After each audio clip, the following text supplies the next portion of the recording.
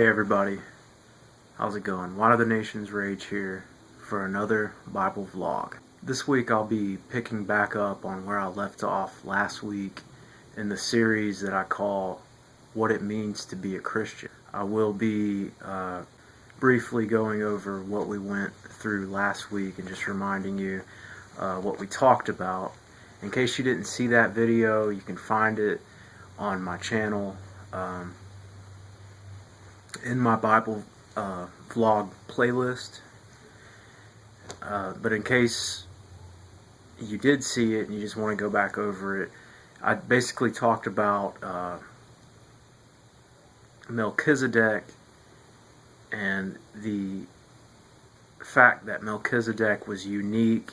He was one of a kind in the Old Testament, and that he was the only king who was also known as a priest of God. Then I went over a passage in Psalms that prophesied Jesus Christ being a king and a priest after the order of Melchizedek. Alright, then I skipped forward.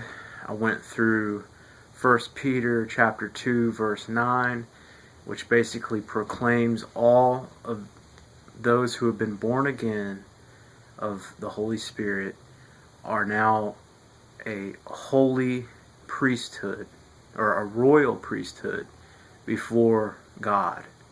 Then I went to the book of Revelation and looked at chapter 1 verses 4 through 6, where it basically says the same thing, that Jesus Christ has made us kings and priests before the Most High God. And that's what we talked about. I ended last week's vlog saying to keep the terminology of kings and priests in mind. Kings having authority and priests having access. Now this week, I just want to go back through a good portion of the Bible. I want to look at 7 kings in the Bible. And I want to capture a main theme here. I have a lot of content, a lot of passages, a lot of scripture to go through. I'm going to skim through most of it the best that I can and try to keep each aspect in there, because I basically want to paint a picture for you and have it all summed up by the end of this vlog to prove my point, so that we could move into next week's vlog. Okay, so I'm going to be talking about 7 kings, and this particular vlog, it may go longer than 15 minutes. I want to try to keep my vlogs between 10 and 15 minutes, but just so you know, tonight I have a lot of content here, and I want to kind of take my time going through it so that I capture everything that I'm trying to put forth, and it is a lot of content, okay? But the 7 kings I want to be looking at tonight is Nimrod from the book of Genesis. I want to look into Exodus, at the Pharaoh of that Exodus, of the time of the Exodus, okay? I want to jump to Matthew chapter 2. I want to look at King Herod briefly. Then I'm going to jump back to the Old Testament, and just to keep everything relative, I would like to jump back to the book of 2 Kings and tell you a little bit about King Hezekiah, who's king of Judah, as well as King Jehoiakim, also king of Judah. Alright, and then I'm going to jump to the book of Daniel, and we're going to talk a little bit about King Nebuchadnezzar and his son Belshazzar. So first we're going to start off in the book of Genesis. I'm going to start off in Genesis chapter 10, and this just basically it's kind of picking up. It's not long after the flood here of Noah, and it's basically picking up here. It's talking about the nations that were descended from Noah after the flood took place.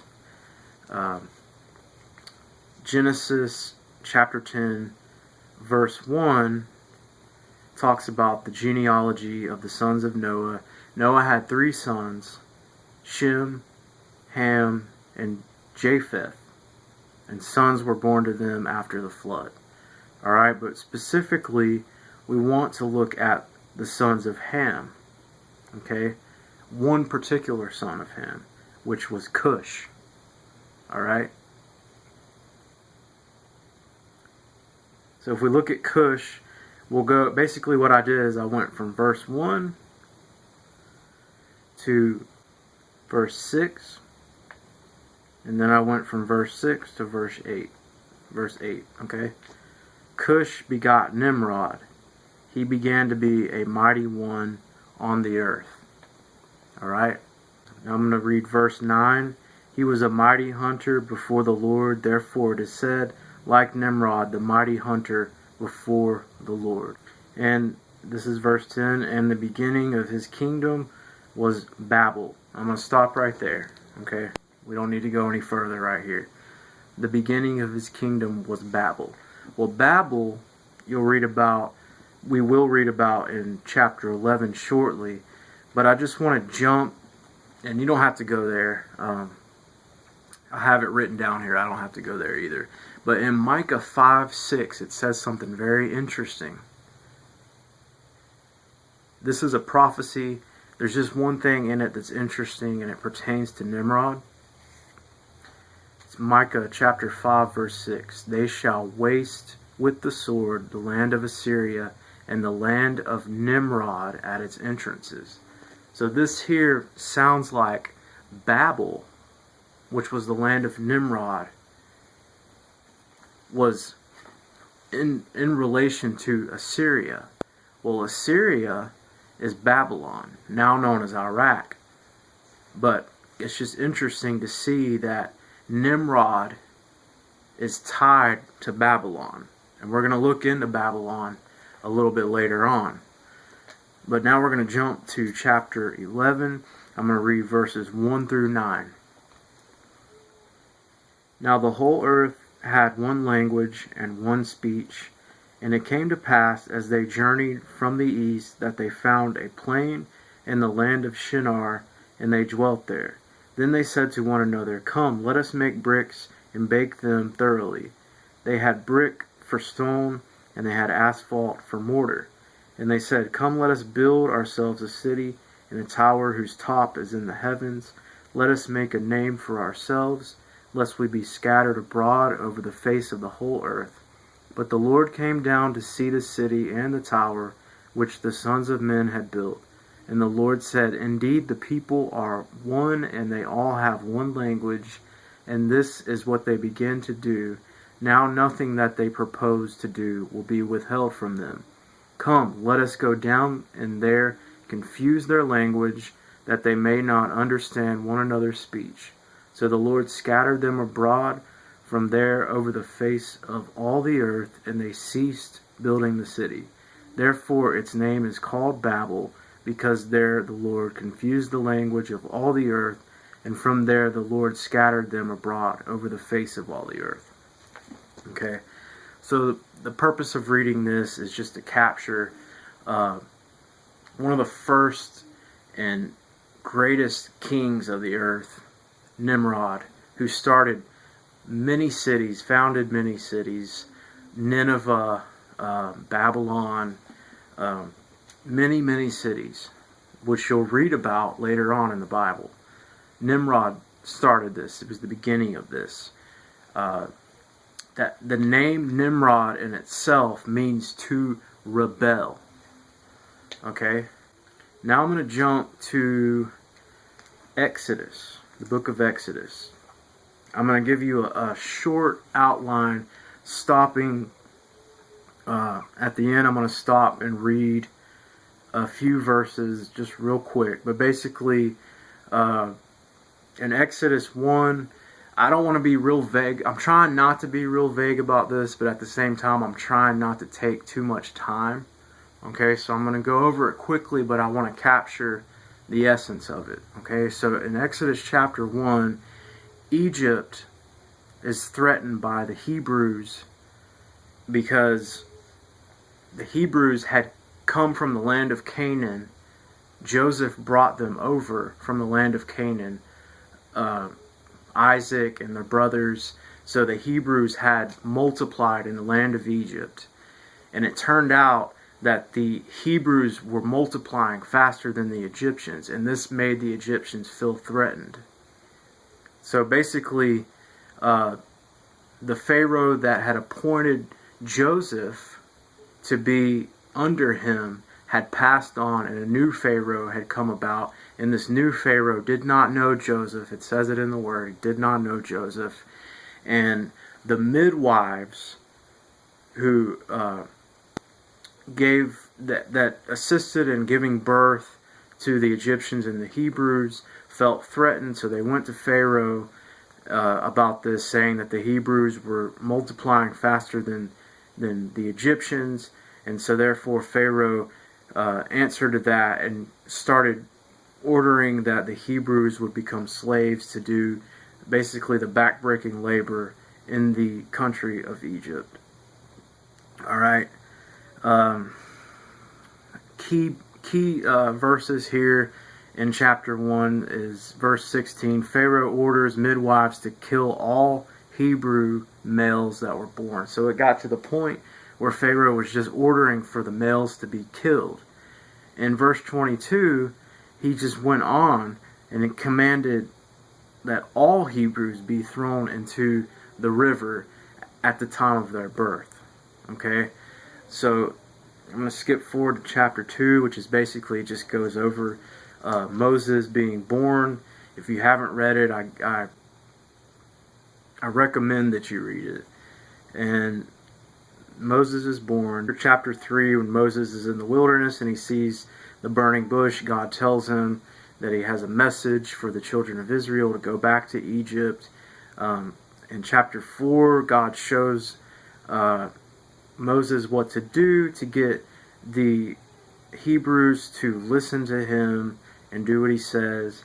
And then in chapter 5, you have the first encounter of Moses, Aaron, and Pharaoh when Aaron throws the staff down and it turns into a serpent. Okay, and basically they're going before Pharaoh, telling him that God is demanding for him to let the children of Israel go, which we all know, of course, he says he's not going to. And then in chapter 7, you start the first of 10 plagues that are cast upon Egypt by God.